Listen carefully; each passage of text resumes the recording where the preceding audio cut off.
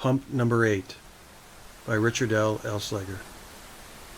When I looked down at my instrumentation, my eyes seized upon the gas needle, watching it take another precipitous dip below the quarter mark. I wasn't too far from home. As I drove along Main Street for 2 blocks, my gas station came into view at the next intersection. I made a left turn in, followed by a quick right, and navigated toward my favorite gas pump by force of habit, Pump Number 8. This time, Pump Number 8 looked unfamiliar to me, and when I sidled up to the nozzle, I noticed a very odd change. It wasn't a change that I expected, or anyone might expect for that matter, an addition that didn't match the intended purpose of a gas pump, yet there it was in all its ubiquitous glory. To see a television screen perched atop my favorite gas pump looked out of place, an unorthodox intrusion to the main objective of a gas pump, namely to dispense gasoline. When I bought gas, I ritualistically purchased the golden fuel from the same station and the same pump, due to its location on the far end. Pump Number 8, my pump, was situated on a solitary concrete island sheltered by a massive awning. Pump Number 8 was the last pump on the station grounds, or first pump depending on one's point of view. This pump did not allow for anyone to park next to my car, a neurosis of mine to save the integrity of my vintage Corvette's original factory paint. I really did not know what to make of this newly added bauble, a video screen on a gas pump, and I looked at the display with a certain morbid curiosity. I say morbid because I suspected the motivation for placing such a screen at my favorite pump did not inure solely for my benefit, but rather had its installation for a more insidious purpose, no doubt to feed me with unwanted commercials, enticing me to buy more products inside the store. I stared at the screen with wonderment, its flat black face reflecting nothing except a static void. The overhead lights of the station illuminated my pump with an annoying, incessant strobe effect, the outdated fluorescence flickering with great rapidity, no doubt due to some deficiency in the ballasts or a result of loose bulbs. I exited my Corvette and walked to the rear to fill up, twisting open the cap. I preferred high octane for my ride and lifted the nozzle with the intent to select number 94, the highest grade of fuel available at this station, and most expensive, I might add. Nothing but the best for my cherished ride. Lifting the nozzle triggered the television, catching me unaware, making the screen light up with dazzling displays of sugary drinks and potato chips flashing across the monitor, pummeling my ears with the sudden blare of loudspeakers and bad music, hammering my senses with a series of commercials. I regarded the screen with mild amusement, catching details of uninspired advertisements that paraded their wares before me. When a word challenge materialized on the TV screen, I temporarily retrained my focus to the video while the high-octane fuel flowed into the belly of my Corvette. I listened and watched with fascination, anticipating the word of the day. The word limerence flashed across the screen and actually baffled me. I looked at the word in sections, seeking a derivative meaning from its first 5 letters. I thought of the word limerick, concluding wrongfully that the word had some bearing on a humorous poem. This word had nothing to do with humor or poetry, but rather meant the condition of being obsessed or infatuated by another person. Who would have ever conceived that someone could actually learn a new word while pumping gasoline? I found the concept strangely attractive, and the assault of ads made the gasoline television actually tolerable. The digital numbers ran a mad race with each other, gallons versus dollars, multiple integers clicking off with ruthless efficiency, the ending dollar figure winning the competition by a vast disparity over the gallons poured. The thrill of the drive, the sensation of velocity derived from my Corvette, justified the expense of a full tank, so I did not wince at the final number. I removed the nozzle and replaced the gas cap, bringing the gas handle toward its cradle. Before I could return the nozzle, the screen told me to wait. I hesitated and watched. The monitor displayed video of me entering the store. I observed with intense interest this video, for I had not entered the store yet to make payment. I lived in a good area, and gas stations did not require payment up front. Drive-offs in my town were non-existent. So where did they get this purported video of me? A past visit, perhaps, and if so, how could they recall such video on command with such speed, and for what purpose? I considered that maybe the intent was to defer future drive-offs, since gas prices were headed toward the stratosphere as of late. Maybe my area wasn't so good after all. Everyone knew about on-site video security. The signs omnipresent on the storefront windows told us so. The point of showing video to me made no legitimate sense, particularly video of past visits. The gas pump television continued with its display, showing video of myself inside the station store, buying a scratch-off ticket from the cashier. I rarely bought scratch-off tickets, if ever. This was most unusual. I stared at the screen, watching the scratch-off ticket clutched in my left hand. I recognized my watch and the cut of my clothing, so I knew this to be my hand and the clothing to match my current outfit. The video continued and showed me extracting a quarter from my pocket to erase the coating that concealed the hidden numbers on the ticket. I saw elation develop on my face. I saw the cashier hand me $100 for the winning ticket. I did not understand what was happening, my mind defaulting to the possibility that this might be some elaborate prank or scheme to advance the business goals of the gas company, using me as the unsuspecting participant. What I could not figure was how they were able to show video for actions that I'd not taken.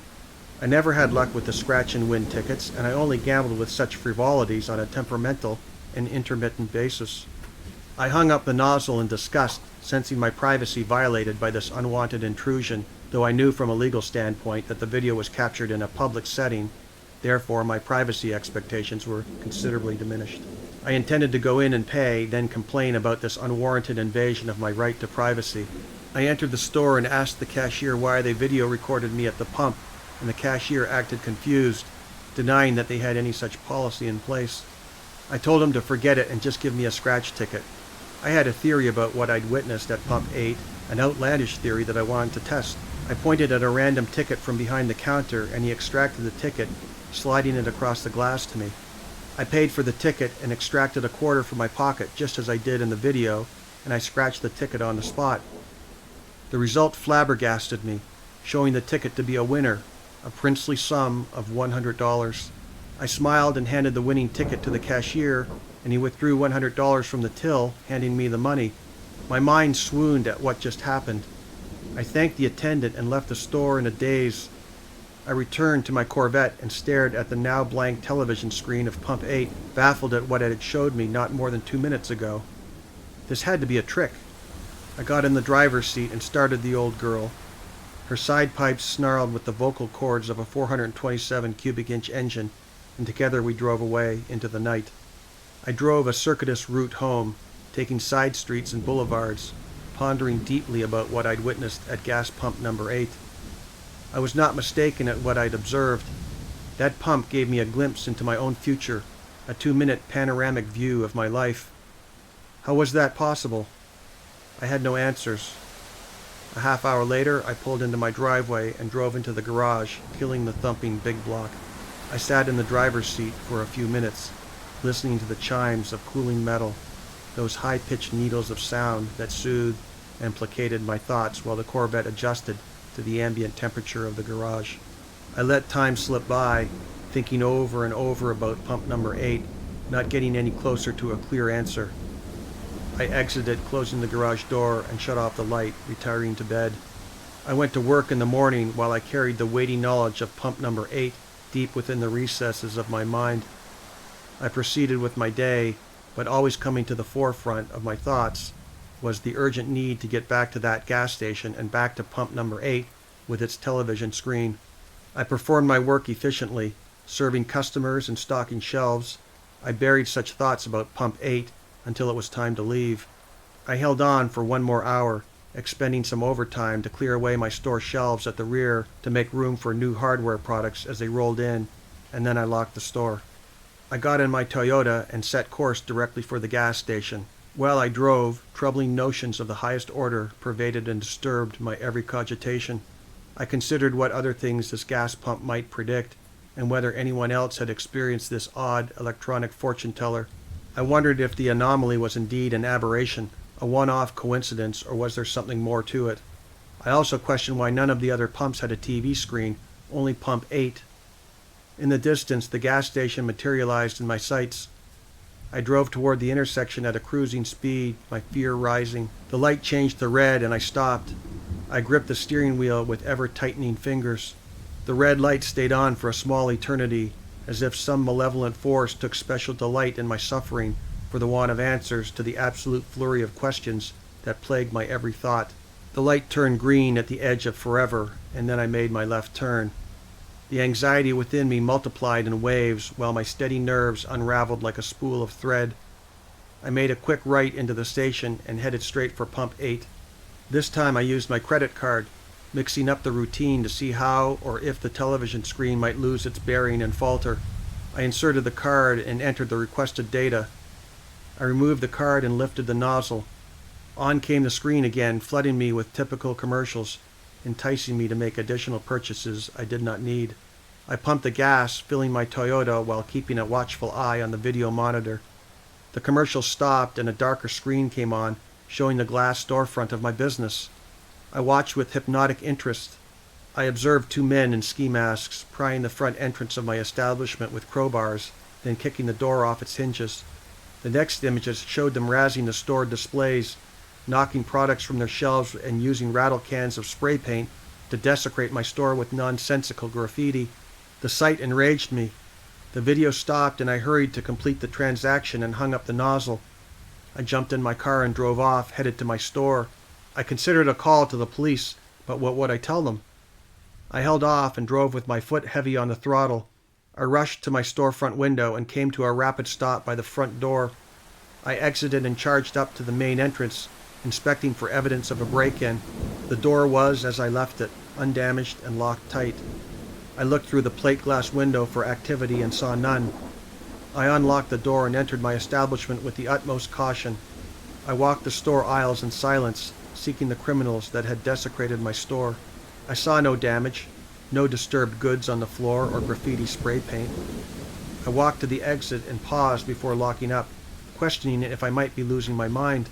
I knew what I saw and my eyes did not lie, but then again maybe my mind did. I shrugged it off and drove home. The next day I arrived to my store and found the door broken off its hinges. A twinge of fear rippled right through me and I approached with caution. The door fell away when I entered and what I saw appalled me. The shelves were emptied of their goods, hardware items spilled out across the floor, and obscene graffiti insulted the integrity of my store. I'd miscalculated the timing of the event. The gas pump television told the truth but omitted the time. Perhaps in my shock and horror, I neglected to take notice of any potential timestamp reveal on the screen. I would be better prepared next time. I called the police and made out a report. Once they took their photos and completed their investigation for fingerprints, I began the laborious cleanup process, sweeping up broken glass and restocking the shelves with displaced hardware products that survived the vandals. The rest I inventoried for an insurance claim. I felt violated by this criminal trespass into my private life, but I had to take some responsibility. The electronic fortune teller of Pump 8 had warned me of this inevitability, and I had failed in my diligence to intercept the wrongdoers. I wondered what more this gas TV could show me, and I also wondered much deeper, more philosophical thoughts about whether I could intercept a negative future outcome, or was my fate immutable. I kept my store closed for the week and retreated inward to deep, dark thoughts about that gas station pump, pump number 8. I questioned how it possessed such precognitive powers. I speculated idly over who had built the video screen and installed it at my pump, if they knew what they had done. I wonder if the store proprietor knew about the power that issued from that screen, the very dangerous power to see the future. I burned down nearly a whole tank of gas in the Toyota, driving on frolics and detours, thinking about the direction of my life, until I got to the point where I needed another fix. I needed to get back to Pump 8 and see what other horrors or delights might await me. The first prediction had me winning $100, which came true, while the second prediction showed the destruction of my shop, also true. Maybe the next prediction would have me meeting the love of my life. I simply did not know. I chose Friday night to pay a visit to the gas station and prepared to see what fate might await me tonight. I saw someone else at Pump 8 this time, and I pulled over and paused, observing their every move to see if they were just as entranced by the gas pump television. Would it reveal its dark secret to the world, or was this special ability reserved exclusively for my own eyes?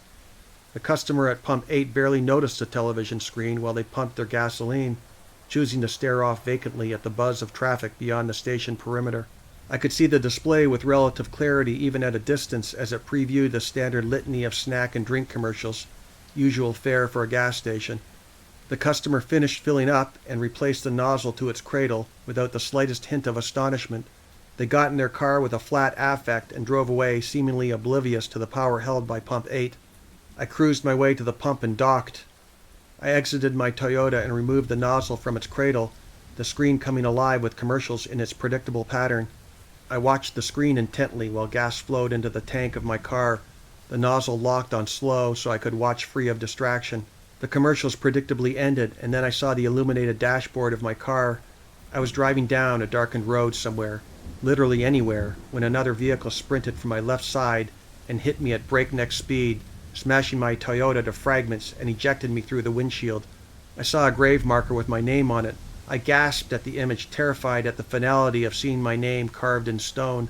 I could not make out the date of death as the image faded so quickly and the transmission of video halted so abruptly. I was in serious trouble. Chills ran through my body when I hung up the pump handle. The finality of that grave marker bearing my name transmitted a sensation of dread that I could not articulate with any words to adequately describe my horror. I went into the store to pay for the gas, and I bought a few snacks in acquiescence to the suggestions projected from the gas pump TV. I left the store and returned to my car, chilled by the images. I looked at the austere blackened screen. What was I going to do? No way could I leave the station now. It was nightfall. Tonight could be the night of that crash. No way would I leave. I pulled away from the pump and parked my car in the shadows, away from the awning lights, hoping my presence would go unnoticed. At closing time, the attendant came to my window and knocked, asking if everything was okay, to which I responded that everything was fine. He advised that I could not park here and told me to leave. I started my car and drove to the adjoining parking lot of a grocery store and waited, terrified to get back on the road. I slept in my car until morning, hoping to defeat my fate. I awoke with a serious kink in my neck, and I straightened my seat to consider my next step. The accident appeared to have taken place at night without a doubt. If I drove home in the daylight hours, I should be safe.